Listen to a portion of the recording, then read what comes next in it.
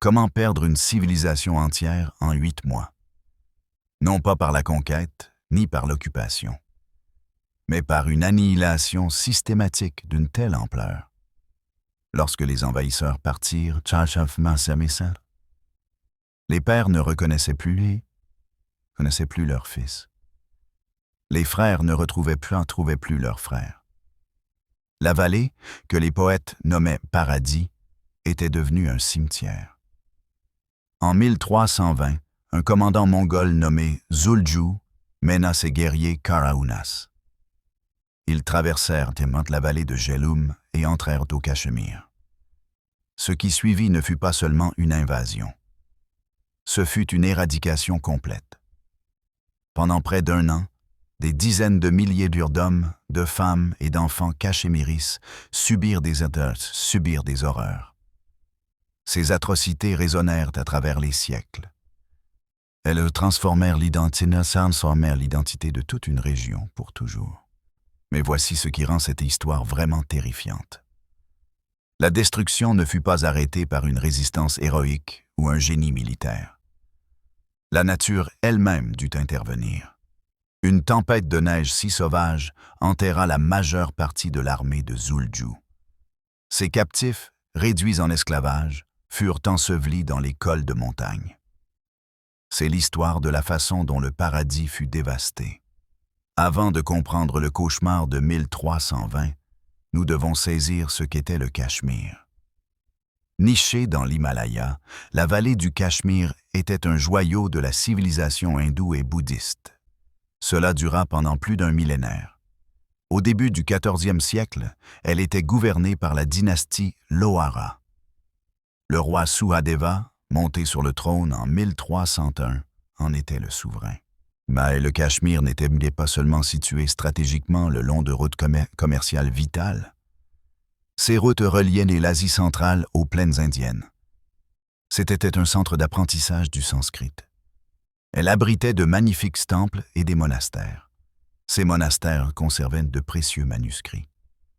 Sa population était également experte en artisanat.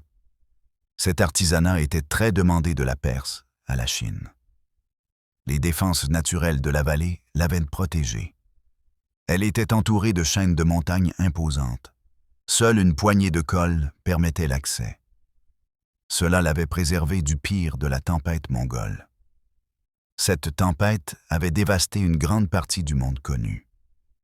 Mais ces mêmes montagnes, qui offraient une protection, créèrent aussi un piège. Une fois qu'un ennemi franchissait ces cols, il n'y avait nulle part où fuir. L'ennemi s'approchant du Cachemire en 1320 était sans précédent. La vallée n'avait jamais rien affronté de tel. Zulju, parfois nommé Dulucha dans les sources perses, commandait les Karaounas. C'était une redoutable force turco-mongole. Elle avait terrorisé la frontière afghano-pakistanaise pendant des décennies. Ce n'était pas les armées disciplinées de l'âge d'or de Genghis Khan. Au début du XIVe siècle, l'empire mongol s'était fracturé. Il se divisa en khanats rivaux. Les Karaounas opéraient avec une indépendance brutale. Ils étaient sous l'autorité nominale du khanat de Chagatai. Ils étaient les descendants de troupes de garnison. Celles-ci s'étaient mariées avec les populations locales. Cela créa une culture guerrière unique.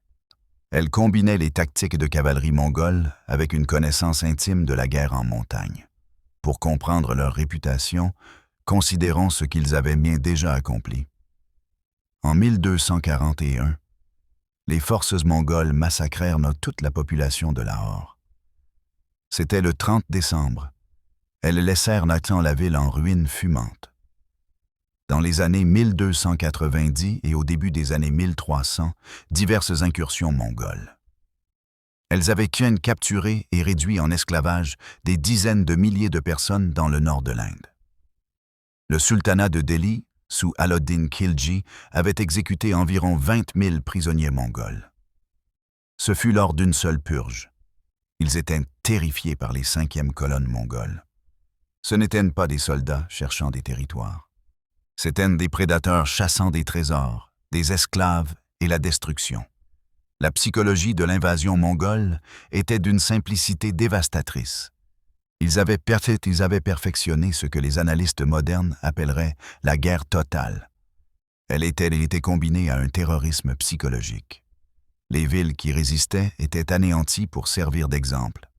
Les populations étaient divisées avec une efficacité glaçante. Les hommes en âge de combattre étaient massacrés. Les femmes et les enfants étaient réduits en esclavage. Ils étaient ensuite acheminés sur des centaines de kilomètres. Leur destination était les marchés d'esclaves d'Asie centrale. Les artisans possédant des compétences précieuses pouvaient être épargnés. Mais c'était uniquement pour servir de nouveaux maîtres. Ces maîtres se trouvaient à des milliers de kilomètres de chez eux. L'objectif n'était pas seulement une victoire militaire. C'était la destruction complète de la capacité d'une société à résister ou à se rétablir. Les historiens estiment que les invasions mongoles des XIIIe et XIVe siècles, elles tuèrent entre 20 et 60 millions de personnes à travers l'Eurasie. Le cauchemar du Cachemire ne fut qu'un petit chapitre. Ce fut une catastrophe continentale. Les Kara-Unas, en particulier, avaient acquis leur réputation en pillant les régions frontalières. Ils connaissaient chaque col de montagne et chaque route commerciale vulnérable. Ils connaissaient aussi chaque forteresse qui pouvait être contournée. Et en 1320, ils tournèrent leur attention vers le Cachemire. Pourquoi le Cachemire? Et pourquoi à ce moment-là? Le roi Suhadeva s'était rendu spectaculairement vulnérable. Les sources historiques le décrivent comme un souverain fort mais impopulaire. Son règne, de 1301 à 1320, fut marqué par une fiscalité écrasante.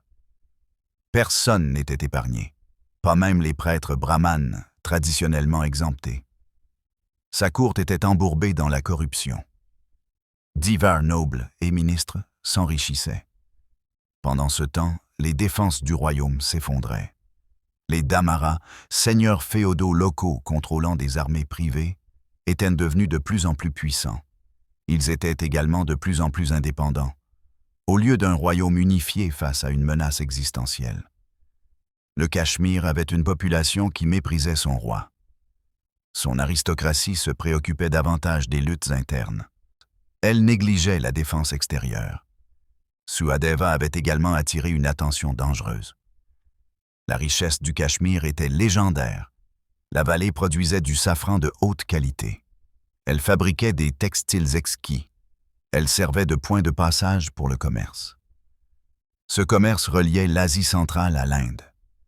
Pour une force de pillage comme les Kara-Unas de Zulju, cela représentait une cible trop riche pour être ignorée. Des informations sur la faiblesse interne du Cachemire auraient atteint les camps mongols. Elles auraient été transmises par des commerçants, des réfugiés et des espions. Ils savaient que le royaume était mûr pour le pillage.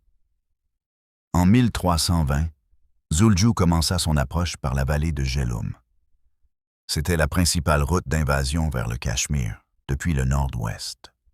La vallée était le talon d'Achille du Cachemire. C'était un couloir naturel, utilisé par les armées depuis des siècles. Ce qui rendait cette invasion particulièrement sinistre, c'est que Zulju ne rencontra pratiquement aucune résistance. Les fortifications frontalières, censées ralentir tout envahisseur, étaient soit abandonnées, soit sans personnel. Les commandants locaux, qui auraient pu organiser des actions de retardement, s'enfuirent. Au moment où la nouvelle atteignit le roi Suhadeva dans sa capitale près de Srinagar, les Mongols étaient déjà profondément en territoire cachemiri. La réponse de Suhadeva révéla l'ampleur du dysfonctionnement de son royaume. Plutôt que de rallier ses forces pour une défense désespérée, il tenta de soudoyer Zulju avec le paiement d'une rançon colossale. Des sources contemporaines rapportent qu'il offrit une fortune. Il proposa de l'or, des bijoux et des marchandises. Ceci en échange du départ des Mongols. Mais Zulju n'avait aucun intérêt à un paiement unique. Il pouvait tout prendre. L'offre de rançon fut refusée. Le roi paniqua. Ce qui se produisit ensuite allait définir l'héritage de Suhadeva. Ce fut l'un des actes les plus lâches de l'histoire cachemiri. Incapable d'organiser une résistance efficace, terrifié à l'idée d'affronter personnellement l'armée mongole, le roi Suhadeva fit un choix qui résonne encore dans la mémoire régionale. Il abandonna son peuple, chargeant son trésor personnel et ses plus proches serviteurs sur des chevaux. Suhadeva quitta entièrement le Cachemire. Il se retira dans la ville fortifiée isolée de Kishtwar. Elle se trouvait dans les montagnes au sud-est. Il laissa derrière lui son royaume entier. Il abandonna des dizaines de milliers de sujets, sa capitale et son trésor. Il abandonna également toute prétention à la responsabilité royale. Tandis que la nouvelle de la fuite du roi se répandait, la panique consuma la vallée. Quelques nobles tentèrent d'organiser une résistance. Certains fortifièrent leur domaine. Mais sans coordination centrale, sans chef et sans espoir, le Cachemire sombra dans le chaos. Un homme tenta de tenir bon. Ramacandra, le commandant en chef de l'armée de Suhadeva, reconnut que le fort de Lar offrait un avantage défensif. Lar était stratégiquement positionné et possédait de solides fortifications. Ramacandra rassembla autant de réfugiés qu'il put. Il retira ses troupes loyalistes restantes. Il se barricada à l'intérieur du fort. Il passerait les 8 prochains mois à protéger ceux qui étaient sous sa garde. Pendant ce temps, le reste du Cachemire était ravagé. Ramacandra incarnait tout ce que Suhadeva n'était pas. Né dans l'aristocratie militaire, il avait gravi les échelons, non pas par des manœuvres politiques, mais par une compétence avérée. Cette compétence fut démontrée dans les divers conflits frontaliers du Cachemire. C'était un officier de carrière qui comprenait la logistique et la fortification. Il comprenait aussi la sombre mathématique de la guerre défensive. Sa décision de défendre Lar n'était pas un héroïsme romantique. C'était un calcul froid. Le fort pouvait être ravitaillé depuis la campagne environnante. C'était avant que les Mongols n'établissent un contrôle total. Ces murs pouvaient résister à un assaut, et surtout, il offrait un refuge sûr aux civils. Ils auraient autrement pu faire face à l'esclavage ou à la mort. Ramacandra ne se battait pas pour sauver le royaume. Le royaume était déjà perdu. Il se battait pour sauver des vies. Ainsi commença le cauchemar de 8 mois. Il marquerait à jamais la mémoire cachemiri. Les Karaunas de Zulju se répandirent dans la vallée comme une peste. Sans résistance organisée, ils opérèrent mais avec une efficacité terrifiante. Village par village, ville par ville, ils mirent en œuvre leur dévastation systématique. Le schéma était brutalement cohérent. Lorsque les cavaliers mongols approchaient d'une colonie, les habitants avaient 3 choix. Fuir dans les montagnes et risquer la famine. Se cacher dans n'importe quel abri insuffisant. Ou rester et affronter les envahisseurs. Ceux qui fuyaient n'avaient souvent ni provisions d'hiver, ni abri, ni perspective. La nature sauvage de l'Himalaya tuait aussi sûrement que les épées mongoles. Ceux qui se cachaient dans les forêts ou les grottes pouvaient survivre pendant des jours ou des semaines. Mais la faim, le froid ou la maladie finissaient par les trouver. Et ceux qui restaient subissaient toute l'horreur des tactiques d'occupation mongole. Les massacres suivirent un schéma industriel. Les hommes en âge de combattre, environ de 15 à 50 ans, étaient systématiquement traqués. Ils étaient tués. Il ne s'agissait pas de combat sur un champ de bataille. Il s'agissait d'exécution. Les chroniques historiques rapportent qu'ils étaient souvent rassemblés en groupe. On les forçait à s'agenouiller, puis ils étaient décapités ou empalés en masse. Les corps étaient laissés là où ils tombaient. Cela servait en partie d'avertissement. C'était aussi parce qu'il n'y avait plus personne pour les enterrer correctement. Une source contemporaine, le chroniqueur Cachemiri Jonaraja, décrivit les conséquences avec une clarté dévastatrice. Il rapporta qu'après la violence, les familles ne pouvaient plus se retrouver. Les fils ne reconnaissaient plus leur père, ni les frères leurs frères. Pensez à ce que cela signifie. Le tissu social était si complètement détruit que les survivants ne pouvaient plus localiser leur propre famille. Les femmes et les enfants connurent un sort différent. À bien des égards, ce sort était pire. Elles étaient des marchandises. Les Karaunas exploitaient un système efficace d'acquisition d'esclaves. Ce système avait été affiné au cours de décennies de pillage. Les femmes étaient évaluées pour leur âge, leur beauté et leur santé. Les jeunes femmes et les plus attirantes exigeaient des prix élevés sur les marchés d'Asie centrale. Les enfants étaient précieux. Ils pouvaient être formés, endoctrinés et vendus. Ceci pour diverses formes de servitude. Des récits contemporains décrivent des colonnes de milliers de cachemiris réduits en esclavage. Ils étaient menés vers le nord sous garde et enchaînés. Leur destination était les marchés de Transoxiane et d'ailleurs. Beaucoup ne firent jamais ce voyage. Les faibles, les personnes âgées, les malades, quiconque ralentissait la colonne. Ils étaient simplement tués et laissés au bord de la route. La destruction ne s'est pas limitée aux personnes. Les Mongols ont tout incendié. Ils ont ciblé non seulement les objectifs militaires ou les bâtiments gouvernementaux, ils ont aussi brûlé les habitations, les greniers, les temples, les monastères et les ateliers. Le feu était leur signature. L'architecture cachemirienne était principalement en bois. Elle possédait des toits à forte pente conçus pour de fortes chutes de neige. Elle a brûlé avec une efficacité dévastatrice. Des quartiers entiers ont disparu dans des conflagrations qui illuminaient le ciel nocturne. Les célèbres monastères bouddhistes avaient résisté pendant des siècles. Ils contenaient des manuscrits et des œuvres d'art irremplaçables. Tous ont été livrés aux flammes. Les temples, avec leurs dômes dorés, sont devenus des cibles pour leur richesse et leur valeur symbolique. Ce qui ne pouvait pas être emporté était détruit. La dévastation économique était calculée et totale. Les Mongols ont massacré le bétail qu'ils ne pouvaient ni manger ni emporter. Ils ont contaminé les puits et les sources d'eau. Ils ont détruit les systèmes d'irrigation et l'équipement agricole. Ce n'était pas du vandalisme aléatoire. Il s'agissait de s'assurer que les survivants n'auraient rien pour reconstruire. Une population qui ne peut pas se nourrir ne peut pas résister. Une société sans ressources ne peut pas se réorganiser. L'objectif était de transformer le Cachemire, jadis une civilisation prospère, en une nature sauvage dévastée.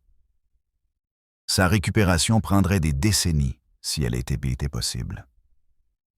Pendant 8 mois, cette situation a perduré. 8 mois de destruction systématique. 8 mois de familles déchirées, de communautés annihilées, d'un mode de vie effacé. Les Mongols ont opéré avec une efficacité glaçante. Ils ont divisé la vallée en secteurs, puis l'ont parcourue méthodiquement. Les sources historiques suggèrent que les forces de Zulju se comptent par dizaines de milliers, bien que les chiffres exacts varient. Certaines chroniques persanes revendiquent 70 000 guerriers. Cependant, les historiens modernes jugent ce chiffre exagéré. Ils estiment la force réelle entre 10 000 et 30 000 cavaliers et fantassins expérimentés. Même avec l'estimation la plus basse, ces forces étaient écrasantes. Elles faisaient face à une population civile non préparée et à une résistance dispersée sans chef. Malgré tout, Ramachandra a tenu le fort de l'Ar. Isolé du reste de la vallée, il a maintenu la discipline et l'ordre parmi ses réfugiés et ses troupes. Le fort ne disposait pas des provisions nécessaires pour faire une sortie et défier les Mongols. Il manquait de personnel pour reprendre les territoires perdus. Mais il a tenu bon. Jour après jour, tandis que la fumée montait des villages en feu à travers la vallée, l'Ar demeurait debout. Ses murs n'ont pas été percés, ses portes n'ont pas été forcées. Zulju a apparemment décidé que le fort ne valait pas les pertes qu'un assaut entraînerait. Qu'ils meurent de faim dans leur boîte de pierre. Il y avait ailleurs de nombreuses proies plus faciles. Ainsi, et Larissa est devenue une île de survie dans un océan de dévastation. C'était un témoignage de ce qu'une défense disciplinée pouvait accomplir. Cela était un et vrai même lorsque tout le reste était tombé, mais finalement, même les Mongols ont atteint leurs limites. Ce n'était pas par une défaite militaire, et ni par une résistance héroïque. C'était par la simple logique de la logistique et de la géographie. La richesse du Cachemire, aussi substantielle soit-elle, avait des limites finies.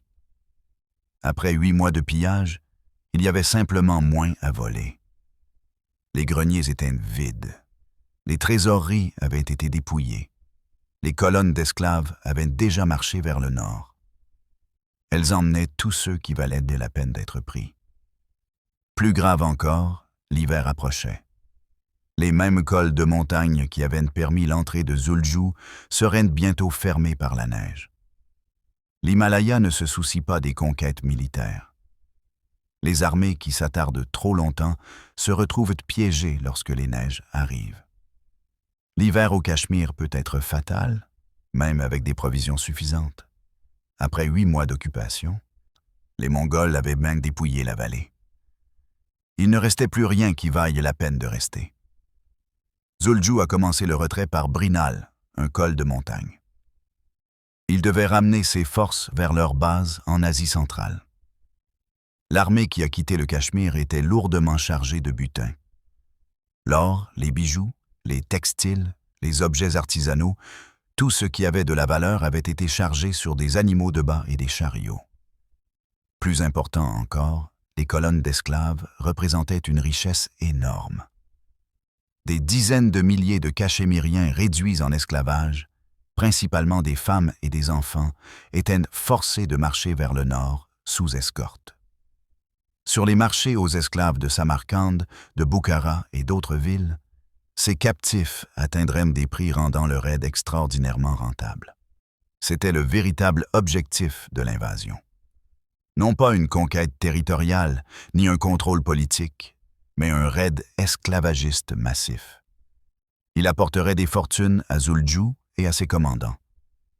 Mais la nature avait un dernier et terrible chapitre à écrire. Alors que la colonne mongole traversait le district de Divassar, approchant les hauts cols de montagne, le temps a changé. Une tempête de neige massive, inhabituellement précoce et d'une gravité dévastatrice, a piégé les Mongols dans les hauteurs. Les blizzards de montagne dans l'Himalaya ne ressemblent pas aux tempêtes hivernales en terrain plat. La visibilité chute à 0. Les températures plongent bien en dessous de 0. La neige poussée par le vent remplit les cols et les ravins en quelques heures. Les routes dégagées deviennent des pièges mortels impraticables. La colonne mongole, lourdement chargée, fut ralentie par des chariots remplis de butin et de longues files de prisonniers enchaînés. Elle se retrouva piégée dans des conditions où la survie, et non la progression, devint le seul objectif. Les chroniqueurs décrivent une catastrophe. La plupart des hommes de Zuljou ont péri dans la tempête de neige. Réfléchissez à ce que cela signifie. Des milliers de guerriers mongols expérimentés, des hommes ayant survécu à d'innombrables batailles et raids, ont été tués non pas par des ennemis, mais par les intempéries. Ils ont gelé à mort dans les cols. Leurs corps ont été ensevelis sous des congères qui ne fondraient qu'au printemps. Les animaux de bas transportant le butin se sont effondrés et sont morts. Leurs charges ont été dispersées et perdues. Et les prisonniers, c'est les dizaines de milliers et les dizaines de milliers de Cachemiriens réduits en esclavage, qui avaient déjà enduré des mois de captivité et de marche forcée, sont morts en plus grand nombre encore. Enchaînés, mal vêtus, affaiblis par des mois de traumatisme, ils n'avaient aucune chance face à la tempête.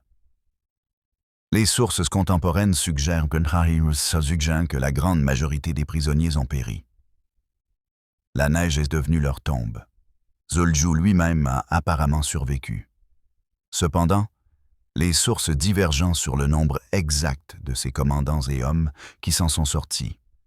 Ce qui est clair, c'est que le grand raid esclavagiste, qui avait semblé si profitable après 8 mois de pillage sans opposition, s'est terminé par un désastre. La richesse a été perdue. Les esclaves étaient morts. L'armée a été décimée. La nature avait accompli ce qu'aucune résistance militaire n'avait pu faire. C'est une ironie amère de constater que la vengeance du Cachemire ici est venue non pas d'une défense héroïque, mais d'un blizzard qui a tué à la fois les victimes et les bourreaux. Lorsque les survivants du Cachemire sont sortis de leur cachette, du fort de l'Ar, des grottes de montagne et des refuges forestiers, ils ont trouvé une vallée transformée en nécropole. La description du chroniqueur Jonaraja mérite d'être répétée. Les survivants sont sortis comme le font les souris de leurs trous, rampant dans un paysage de mort. Le coût humain immédiat fut catastrophique. Bien que des chiffres précis de pertes datant de 1320 n'existent pas, nous pouvons faire des estimations basées sur nos connaissances. Avant l'invasion, le Cachemire comptait probablement une population entre 100 000 et 200 000 personnes dans la vallée elle-même. Les récits historiques suggèrent que la majorité des hommes adultes ont été tués. Un grand pourcentage de femmes et d'enfants ont été réduits en esclavage ou sont morts pendant l'invasion ou l'hiver suivant. Des estimations prudentes suggèrent de l'entière de 30 000 à 50 000 morts directement dus à l'invasion. Beaucoup d'autres sont morts les mois suivants de faim, de maladies et d'exposition. Certains historiens estiment le nombre de morts bien plus élevé. Le nombre d'esclaves aurait pu atteindre 30 000 ou plus. Cependant, la plupart de ces prisonniers sont morts dans les cols de montagne lors du retrait de Zulju. Mais les chiffres, aussi horribles soient-ils, ne saisissent pas l'ampleur totale de la dévastation. L'infrastructure du Cachemire était brisée. Les systèmes d'irrigation soutenant l'agriculture ont été détruits. Les semences permettant la prochaine récolte avaient été pillées ou brûlées. Le bétail fournissant nourriture, travail et engrais a été abattu. Les survivants ont fait face à une famine immédiate. L'hiver à venir, qui avait tué tant de Mongols, tuerait encore plus de Cachemiriens. Ils n'avaient ni abri, ni réserve de nourriture, ni moyen de survivre au mois froid. La destruction économique prendrait des décennies à inverser. Des métiers d'art, qui avaient demandé des générations à perfectionner, ont été perdus lorsque les maîtres ont été tués ou réduits en esclavage. Les réseaux commerciaux qui reliaient le Cachemire au monde extérieur s'étaient effondrés. La richesse qui avait fait du Cachemire une cible avait disparu, et avec elle, la base de toute reconstruction. La dévastation culturelle fut peut-être la plus profonde. Le Cachemire avait été un centre d'apprentissage hindou et bouddhiste pendant des siècles. Les monastères incendiés abritaient des manuscrits qui n'existaient nulle part ailleurs. Textes religieux, traités philosophiques, savoir médical, observations astronomiques, œuvres littéraires, tout est fait parti en fumée. Lorsque vous détruisez une bibliothèque, vous ne brûlez pas seulement du papier. Vous détruisez un savoir accumulé qui ne pourra jamais être récupéré. Les temples et les monastères n'étaient pas de simples bâtiments. Ils étaient les dépositaires de siècles de réalisations artistiques et intellectuelles. Leur destruction représentait une amputation civilisationnelle. Le Cachemire d'avant 1320 et celui qui émergea des ruines étaient fondamentalement différents. Le vide de pouvoir créé par la lâcheté de Suhadeva et la dévastation mongole a ouvert la porte à un changement politique radical. Lorsque Suhadeva a tenté de retourner au Cachemire après le départ de Zulju pour récupérer son trône, le peuple l'a rejeté. Son abandon était trop récent, la trahison trop profonde. Dans le chaos, d'autres acteurs ont cherché à s'emparer du pouvoir. Ramacandra, le commandant qui avait tenu le fort de l'Ar, a brièvement tenté de prendre le contrôle, mais son règne fut de courte durée et violent. Un prince bouddhiste, Ladakhi, nommé Rinchen, qui était un acteur mineur à la cour de Suhadeva, a vu son opportunité. Avec l'aide d'un conseiller musulman nommé Shah Mir, Rinchen a orchestré un coup d'État. Il a assassiné Ramacandra dans le fort même où le commandant avait sauvé tant de vies. Il a ensuite saisi le pouvoir. Rinchen a épousé Kotarani, la fille de Ramacandra, pour légitimer son règne. Le règne de Rinshan a marqué un tournant. Après s'être vu refuser l'acceptation dans l'hindouisme par des prêtres brahmanes le considérant comme un parvenu étranger, Rinshan s'est converti à l'islam. Il était sous l'influence du saint soufi Bulbul Shah. Il a pris le nom musulman de Sultan Sadruddin. Il est devenu le premier dirigeant musulman du Cachemire en 1320, l'année même de l'invasion mongole. Ce n'était pas une coïncidence. La destruction de l'établissement hindou et bouddhiste du Cachemire a créé un espace pour l'influence islamique. Cette influence était présente, mais marginalisée. La conversion de Rinshan a initié un processus qui allait transformer le caractère religieux du Cachemire. Lorsque Shah Mir a finalement établi la dynastie Shah Mir en 1339, inaugurant une lignée de sultans musulmans. Ceux-ci régneraient sur le Cachemire pendant plus de 2 siècles. La majorité hindoue de la région céderait progressivement la place à une majorité musulmane. Cela s'est produit par une combinaison de conversion, d'immigration et de changements démographiques. L'impact psychologique s'est répercuté sur plusieurs générations. L'invasion de 1320 est devenue un traumatisme fondateur dans la mémoire cachemirienne. Ce fut un moment où le paradis fut perdu. La vulnérabilité de la vallée avait été exposée de la manière la plus brutale possible. La confiance entre le dirigeant et les dirigés avait été brisée par l'abandon de Suhadeva. La culture cosmopolite bouddhiste hindoue, qui avait défini le Cachemire pendant des siècles, avait subi une blessure dont elle ne se remettrait jamais complètement. Les dirigeants ultérieurs ont tiré des leçons évidentes. Plus jamais le Cachemire ne pourrait se permettre d'être impréparé. Plus jamais les divisions internes ne pourraient affaiblir la défense. La vallée avait besoin d'alliés, de fortifications solides et surtout d'un leadership qui ne fuirait pas à l'épreuve. Mais voici la question la plus obsédante. Les choses auraient-elles pu être différentes? Un meilleur roi Suhadeva, l'unité des Damaras ou des défenses frontalières solides auraient-ils pu aider le Cachemire à repousser Zulju? La réponse honnête est probablement non. Les Karaunas étaient expérimentés, mobiles et brutaux. La géographie du Cachemire rendait la défense difficile une fois l'école franchie. Le sultanat de Delhi aurait pu apporter son aide.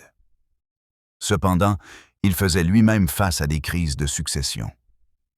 Il avait aussi ses propres problèmes mongols. Le Cachemire, en 1320, était isolé, divisé et malchanceux. L'invasion était peut-être inévitable. Ce qui n'était pas inévitable, c'est l'ampleur de son succès. Un meilleur roi aurait pu organiser une retraite combattante vers des bastions. Une noblesse unifiée aurait pu faire payer un prix plus élevé aux Mongols pour chaque kilomètre parcouru. Une meilleure préparation aurait pu sauver des vies par l'évacuation ou la défense. L'incompétence et la lâcheté de Suhadeva n'ont pas provoqué l'invasion, cependant, et qu'elles ont assuré une dévastation totale. Cette invasion a accompli ce qu'aucune autre force extérieure n'avait réussi. Malgré leur réputation, les Mongols avaient été maintes fois vaincus par le sultanat de Delhi au sud. Le grand empire khwarezmien avait au moins résisté avant d'être détruit.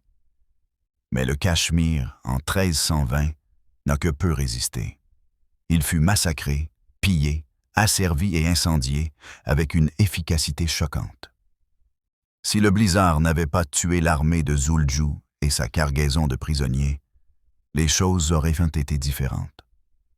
Si ces esclaves avaient atteint les marchés d'Asie centrale, cette invasion aurait été perçue comme un des raids mongols les plus profitables. Au lieu de cela, elle est considérée comme l'une des catastrophes les plus destructrices de l'histoire du Cachemire. Imaginez si le Cachemire était tombé définitivement aux mains des Mongols. La vallée serait devenue une base avancée pour les raids en Inde. Cela aurait changé toute l'histoire du sous-continent. Le caractère culturel et religieux de la région aurait évolué différemment. Les traditions bouddhistes et hindoues auraient pu rester plus fortes. Cela aurait évité la déstabilisation qui a permis l'islamisation. Les traditions intellectuelles, les études sanskrites et les réalisations artistiques auraient pu être préservées au Cachemire. Ces éléments avaient survécu dans d'autres parties de l'Inde. La mémoire traumatisante qui façonne toujours l'identité cachemirienne n'aurait peut-être jamais pris forme. L'histoire a basculé avec cette tempête de neige à Divasar. L'intervention de la nature a permis au Cachemire de survivre comme une entité distincte. Il était traumatisé, mais non éteint.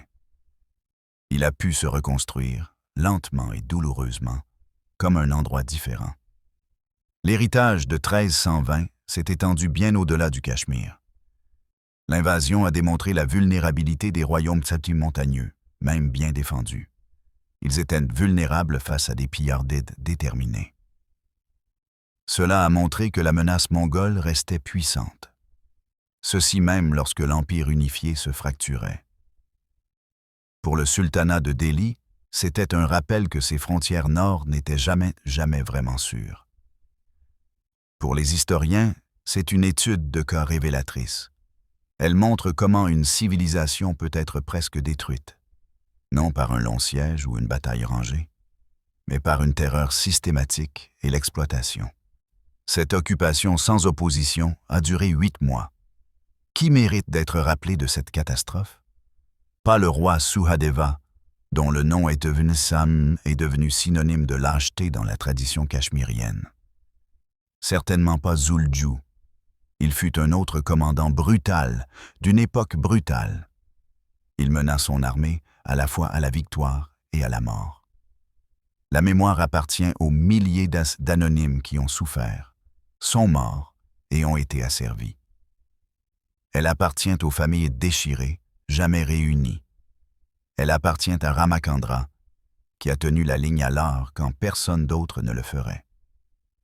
Et peut-être la mémoire appartient-elle à la vallée elle-même, le Cachemire. Elle a survécu d'une manière ou d'une autre à son pire cauchemar. La vallée s'est finalement reconstruite. Cependant, elle n'a plus jamais été le même paradis que les poètes célébraient.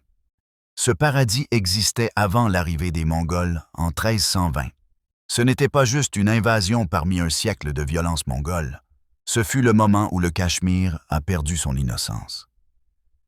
Le paradis a alors appris à quoi ressemblait l'enfer. Une civilisation entière est passée à une tempête de neige de l'extinction complète. C'est pourquoi nous nous en souvenons. C'est pourquoi cela importe. Car cela montre la rapidité avec laquelle tout peut brûler.